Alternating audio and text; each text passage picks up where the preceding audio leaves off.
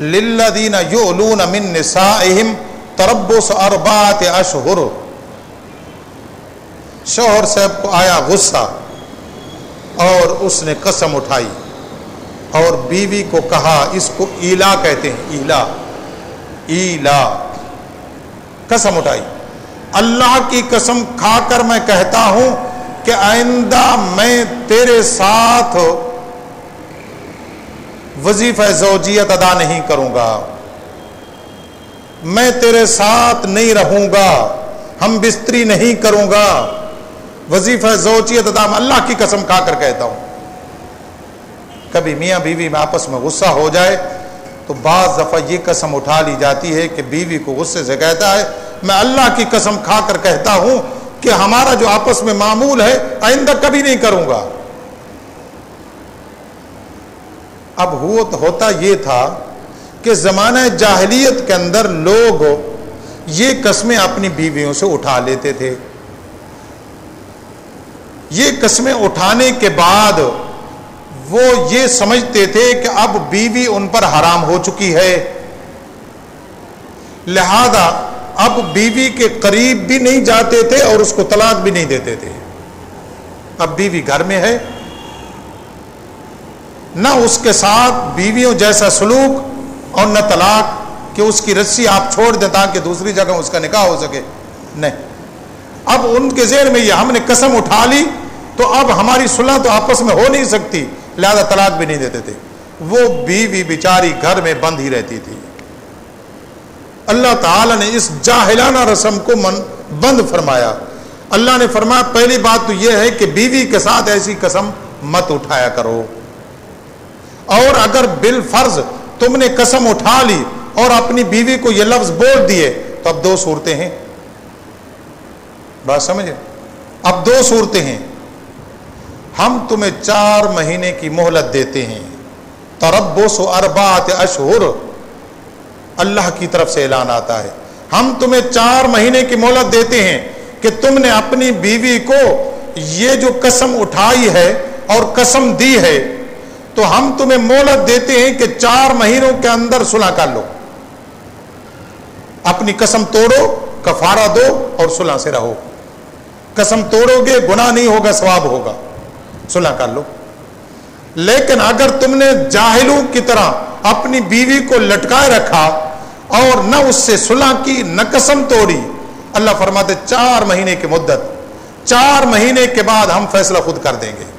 تربص اربعۃ اشہر، 4 مہینہ تک تم نے صلح نہ کی ہم تمہارا نکاح توڑ دیں گے. نکاح خود بخود ٹوٹ جائے گا. کسی نے اپنی بیوی کو یہ کہا کہ میں آئندہ تمہارے ساتھ ہم بستری نہیں کروں گا اور اس قسم کو نہیں توڑا، 4 مہینے گزر گئے، 4 مہینے کے گزرتے ہی نکاح ٹوٹ جاتا ہے، ختم. اللہ فرماتے تو ظلم کرتا ہے، اگر اس کو اپنے پاس رکھتا نہیں تو آزاد تو کر، تو نہیں آزاد کرتا تو ہم آزاد کرتے ہیں. بات سمجھے؟ بہتر طریقہ یہ ہے کہ 4 مہینے کے اندر اندر قسم توڑ دے اور کفارہ دے دے. یہ کفارہ زیادہ ہوتا ہے، قسم والا کفارہ نہیں ہوتا، یہ کفارہ زیادہ ہوتا ہے. غلام کو کھانا کھلانا ہوتا ہے، غلام آزاد کرنا ہوتا ہے، یہ 60 مسکینوں کو کھانا کھلانا ہوتا ہے. بہر صورت یہ الگ ہے، کفارہ زیادہ ہوتا ہے. لیکن اللہ فرماتا ہے قسم توڑ کے 4 مہینے کے اندر صلح کر لے، اگر نہیں کرے گا تو 4 مہینے کے بعد ہم نکاح توڑ دیں گے. طلاق بینہ خود بخود واقع ہو جائے گی، نکاح ختم ہو جائے گا. اب بیوی آزاد ہے، چاہے وہ تمہارے ساتھ دوبارہ نکاح کرے چاہے دوسری جگہ نکاح کرے.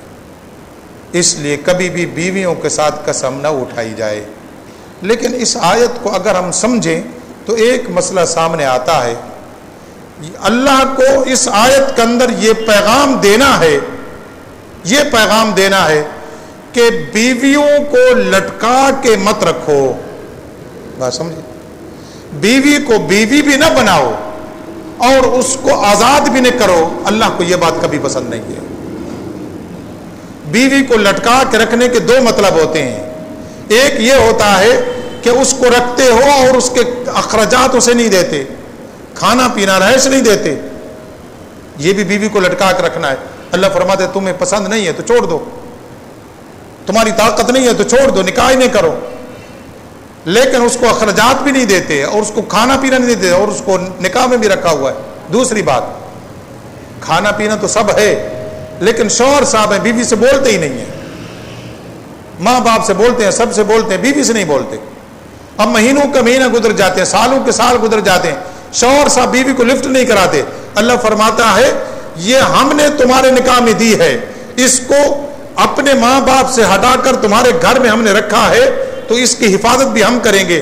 یاد رکھیں اس سے ہم ناراض ہو جائیں گے. یہ تم کیا کرتے ہو؟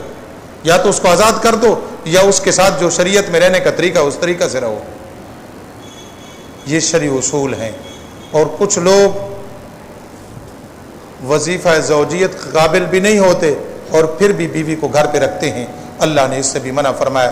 اللہ تعالیٰ فرماتا ہے اگر بیویوں کو گھر میں رکھو اچھے انداز میں رکھو، اچھے اخلاق سے رکھو.